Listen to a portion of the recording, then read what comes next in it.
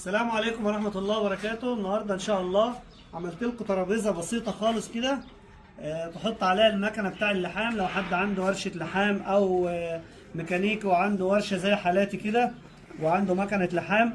طبعا المكنة ديت سايبينها على الأرض كل يوم، الرجالة يوقعوها، تضرب بوردة، تضرب حاجات من جوه بسبب الوقعات، لأن عندي الورشة زي ما انتم شايفين ما فيهاش مكان ضيقة، فبنحطها في أي مكان. عملت لها ترابيزة بسيطة خالص كده اهي، وترابيزه خفيفه تنقلها في اي مكان. دي حاجات موجوده في الورشه، يعني حطينا عليها المكنه اهي وثبتناها. عندي مكان ضيق زي ده كده اهو، هحطها فيه لان ما عنديش مكان هنا، الدنيا مكركبه عندي في الورشه اهي، المكنه بتقع كل دقيقه. ده مكان اهوتي ومكنه متثبته عشان ما تقعش معاك اهي.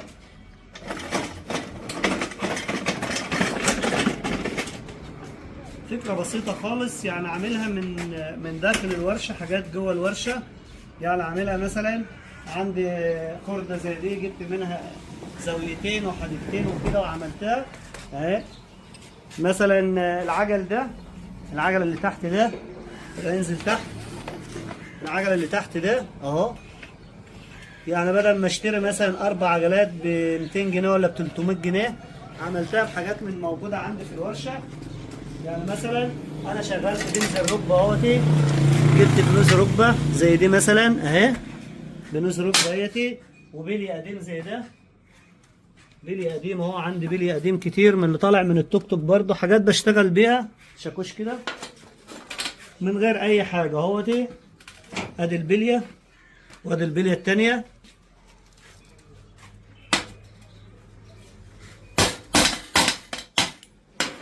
اهي، لحمنا فيها مسمار هنا وعملناها عجله. حاجات موجوده عندي في الورشه عشان ما اكلفش نفسي برضه.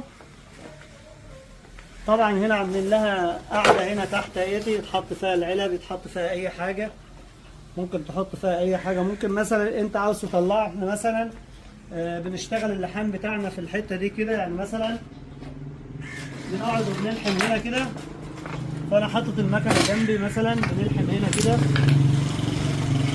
حاطط المكنه جنبي. افرض انا عاوز اطلع المكنه مثلا، بشدها اطلعها اهي ولفها زي ما انا عاوز، ماشيه على العجله اهي، اوديها المكان اللي انا عاوزه اهي.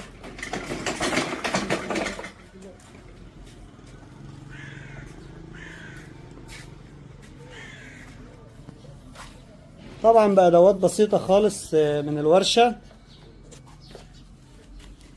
عملت ترابيزة صغيرة لمكنة لحام، دي ماسورة 2 بوصة، عاملها للسلوك.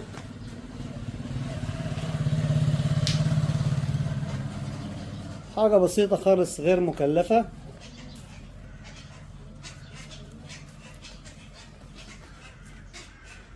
نشوف فيديو التصنيع مع بعض كده، اللي عاوز مثلا يعرف طريقة تصنيعها ازاي. هنشوف فيديو التصنيع مع بعض دلوقتي.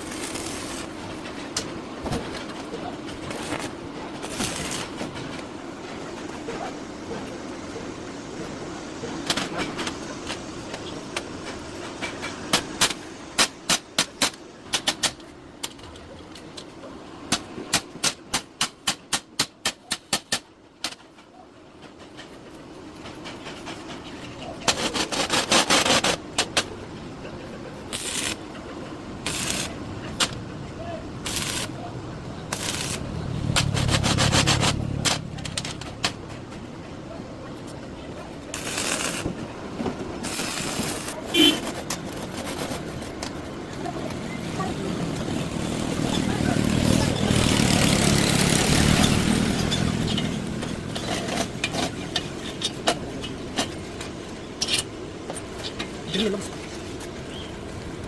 ابو سلام طول ده غالي